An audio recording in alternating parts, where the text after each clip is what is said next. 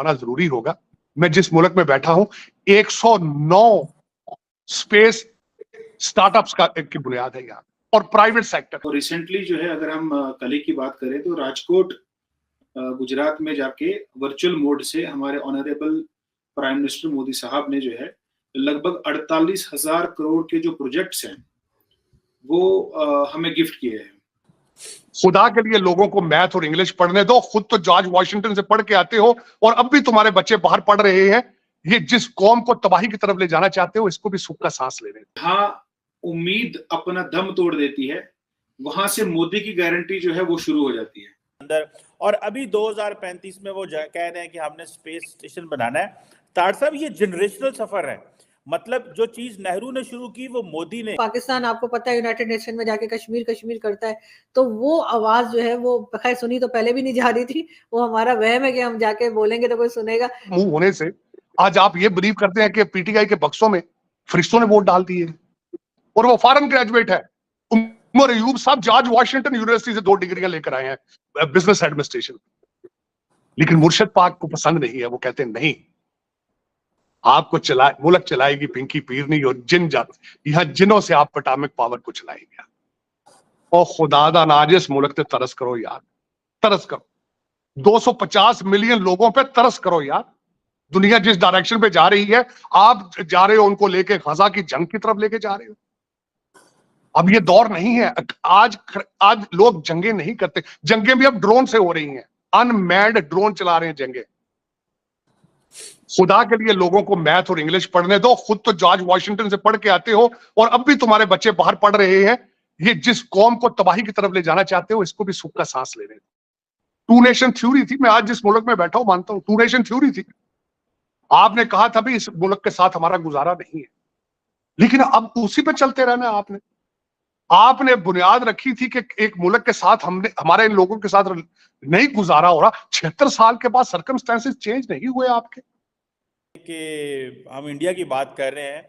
मैं आज पढ़ रहा था कि जवाहरलाल नेहरू ने 1946 में वर्ड यूज किया साइंटिफिक टेम्पर, और फिर उसके बाद नेहरू ने Indian institute of technology, council of scientific and industrial research lab बनाए। और तार साहब, इससे बड़ी बात बताऊं कि 1976 में इंडियन कॉन्स्टिट्यूशन के अंदर जिसे कहते हैं ना, दुनिया का पहला मुल्क बना जिसने कॉन्स्टिट्यूशन के अंदर scientific term temper with humanism के नाम से एक फंडामेंटल ड्यूटी डाल दी इंडियन कॉन्स्टिट्यूशन के अंदर। और अभी 2035 में वो कह रहे हैं कि हमने स्पेस स्टेशन बनाना है। तार साहब, ये जनरेशनल सफर है।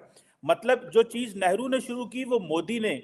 तार साहब, मैं जस्ट आपको ये 50 साल 60 साल का एक लिंक बता रहा हूँ कि एक वक्त एक लीडर ने ये देखा और आज एक ये देखा है।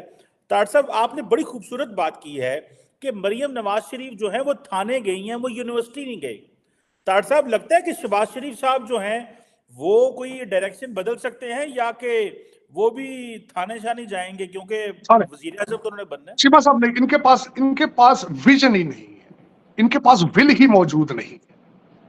विजन नहीं है, विल नहीं है, और कोई प्यार नहीं है। सबके बच्चे तो बाहर है, प्रॉपर्टी तो बाहर है। आप मुझे ये बताएं, आप किसी कंट्री के अंदर ट्रांजिट पे जाएं, शॉर्ट टर्म कोई किसी प्रोजेक्ट पे जाएं, वहां आप अपना घर बनाएंगे? वहां नहीं बनाएंगे। आप क्यों बनाएंगे? बच्चे आपके लंदन बैठे हो, आपकी सारी प्रॉपर्टी, सारा पैसा लंदन पड़ा हो, तो आप लाहौर के अंदर इंटरेस्ट क्यों लेंगे? मैं आज से कुछ अर्सा पहले मैंने सर्वे किया था, ज्यादातर आपके स्टेक होल्डर हैं, उनके तो पाकिस्तानी बैंकों में अकाउंट भी नहीं है। वो तो अपने अकाउंट डरते हैं बैंकों से। चीमा साहब, जब हम इस सिलसिले में बात कर रहे हैं कि मौलाना अबू कलाम आजाद 10 साल उन्होंने एजुकेशन मिनिस्टर रहे यहाँ। इंडियन इंस्टीट्यूट ऑफ टेक्नोलॉजी के जब बात की जाए तो उसके 2 फाउंडर्स का नाम लिया जाता है, मौलाना अबू कलाम आजाद और नेहरू का। और दूसरे आज मैं बात करता हूँ छोटे से, चले इसी पे। मैंने शुरू में टाटा की बात की है। टाटा की फाउंडेशन 1868 में रखी उन्होंने, 1860। आज एयर इंडिया भी उन्होंने ली जो खसारे में जा रही थी, इसको शुरू भी उन्होंने किया था। उसके बाद 1907 के अंदर उन्होंने पहली स्टील मिल यहां बनाई। 1903 में उन्होंने ताज होटल की बुनियाद रखी।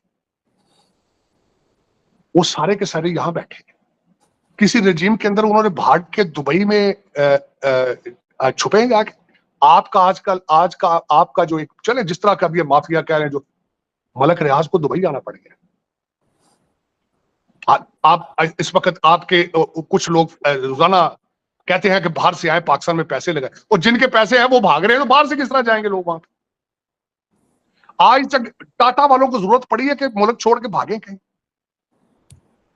देखे ना, 1868 के अंदर एक बुनियाद रखी है, वो छोड़ के भागे, हालात साजगार रहे ना उनके लिए, चाहे जो भी रजीम आई। कश्मीर में बहुत इन्वेस्टमेंट होने जा रही है, ये न्यूज हम सुन रहे हैं, कहाँ तक ठीक है?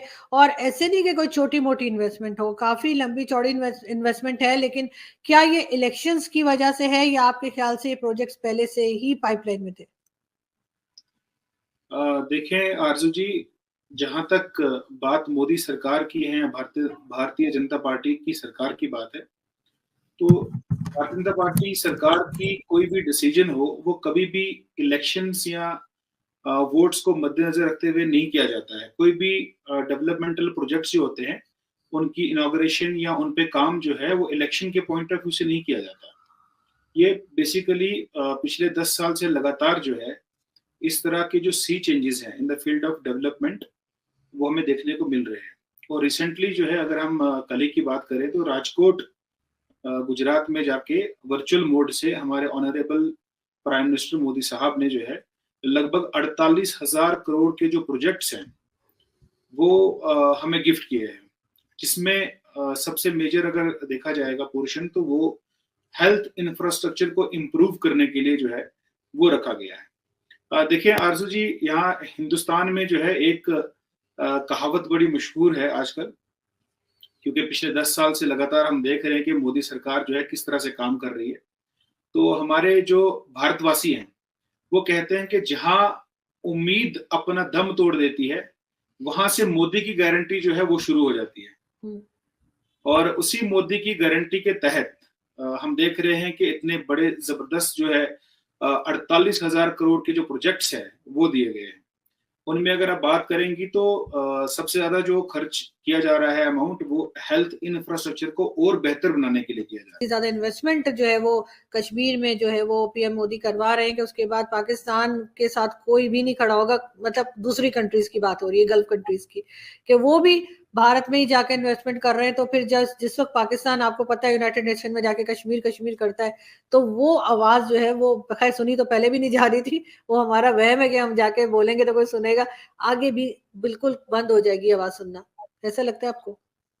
देखिए आरजू जी, मैं शायद हमारे पाकिस्तानी भाइयों को बुरा लगेगा, लेकिन हम लोग पाकिस्तान जो मुल्क है, इसको ज्यादा सीरियसली नहीं लेते हैं, क्योंकि ये हिंदुस्तान के सामने एक बहुत छोटा मुल्क है। और मैं आपको बताना चाहता हूँ, ये भूटान, नेपाल, बांग्लादेश जैसे बाकी मुल्क हमारे लिए हैं, चलो उनके साथ हमारे रिलेशंस बहुत अच्छे हैं। पाकिस्तान की अपनी हरकतों की वजह से जो है वो पाकिस्तान हमारे गुड बुक्स में नहीं है, लेकिन ज्यादा ऐसा नहीं है कि इनको दिखाने के लिए, किसी को दिखाने के लिए जो है कोई काम नहीं करता है। अगर आप कुछ अच्छा काम कर रही हैं तो वो आपके अपने प्रिंसिपल्स, आपकी अपना वे ऑफ लाइफ है, आप जिस तरह से जीना चाहती हैं उस तरीके से कर रही हैं। ऐसा नहीं कि आप अपने किसी पड़ोसी को दिखाने के लिए वो काम कर रही हो। लेकिन उसी तरह से जो है हिंदुस्तान जो है आज एक डेवलप्ड नेशन की ओर जो है वो अग्रसर है और वो बनने वाला है। और आप देख रही हैं कि एक 2020 के बाद जब पूरे दुनिया में जो है वो रिसेशन, इकोनॉमिक क्राइसिस जैसी चीजें, हमने अपने एशिया में भी बड़ी सारी कंट्रीज को इकोनॉमिक क्राइसिस फेस करते हुए देखा, जैसे पाकिस्तान देख लें, श्रीलंका देख लें, बांग्लादेश देख लें। लेकिन हिंदुस्तान आप देख रही हैं कि 5th लार्जेस्ट इकोनॉमी बन के उभरा है। और अभी आज से लगभग 2 साल के बाद 2026 में और 2027 आते आते जो है हिंदुस्तान जो है वर्ल्ड की 3rd लार्जेस्ट इकोनॉमी बन जाएगा। और 2047 तक का जो मोदी सरकार ने एक विजन लिया है, एक संकल्प लिया है कि हमने 2047 तक इंडिया को एक डेवलप्ड नेशन बनाना है। ये उसी की डायरेक्शन में, उसी ओर जो है हम लोग जो है आगे बढ़ रहे हैं। ऐसा नहीं है कि हम पाकिस्तान को या किसी और को दिखाने की कोशिश कर रहे हैं, लेकिन एज फार एज जब आप देख ही रही हैं कि पाकिस्तान में जो है वो टेररिज्म के लॉन्च पैड्स हैं, हिंदुस्तान में सैटेलाइट के लॉन्च पैड्स हैं, तो अंतर तो है ना कहीं ना कहीं। तो वो एक समय ऐसा आएगा कि जब पाकिस्तानी लोग जो है वो पूरी दुनिया में, तो वैसे भी इनके नेताओं ने और इनकी जो आर्मी है, बाकी सारी चीजें हैं, डेमोक्रेसी के नाम पे जो है दब्बा है, दोस्तों मुझे उम्मीद है कि ये वीडियो आपको पसंद आया होगा। वीडियो पसंद आया तो प्लीज़ हमारे यूट्यूब चैनल सोच टाइम्स को जरूर सब्सक्राइब करें। अगर फेसबुक पे देख रहे हैं तो पेज को भी जरूर फॉलो करें। मैं आपको बता तो सोच टाइम के साथ आप लोग हर दिन एक एक खबर को देखेंगे। यहाँ पे आपको काफ़ी सारे अलग अलग टॉपिक को कवर किया जाता है, जहाँ पे हम पाकिस्तानी मीडिया रिएक्शन, अगर कोई भी इंडिया में घटना घटे उस पे हो, या फिर यहाँ पे इंडिया में कोई घटना घटे तो उसके रिलेटेड भी वीडियो डालते हैं। उसी के साथ साथ हमारे इस चैनल पे आपको कई सारे शो देखने को मिलते हैं, जैसे सोच टाइम बुलेटिन, जहाँ पे पूरे दिन में कोई भी घटना घटता है तो उसको हम प्रॉपर आपको एक्सप्लेन करके समझाएंगे। और उसी के साथ साथ मैं आपको बता दूँ, आपको यहाँ पे सोच टाइम शो देखने को मिलता है जो कि रोज़ आपको शाम को देखने को मिलेगा। उसी के साथ साथ आपको कई सारे जैसे हिस्टोरिकल टॉपिक हो या फिर हो यहाँ पे डेली का सैटरडे लेट नाइट शो, जहाँ पे सोशल मीडिया पे चलने वाले कोई भी ट्रेंडिंग टॉपिक के बारे में बात करेंगे। ये काफ़ी ज़्यादा हमारा जो चैनल है वाइब्रेंट होने वाला है, काफ़ी बेहतरीन आपके लिए एक ऑप्शन होगा। तो हमारे चैनल को एक बार जरूर विजिट करेगा। आप ये वीडियो यहाँ तक देख रहे हैं, एक बार जरूर सोच टाइम को विजिट करें और सब्सक्राइब करें। इस चैनल को आप सब्सक्राइब करने के बाद मेरे हिसाब से और किसी भी चैनल को आपको सब्सक्राइब करने की जरूरत नहीं है, क्योंकि यहाँ पे आपको हर एक टॉपिक के रिलेटेड वीडियो देखने को मिल जाएगा। तो प्लीज़ सोच टाइम्स को जरूर सब्सक्राइब करें।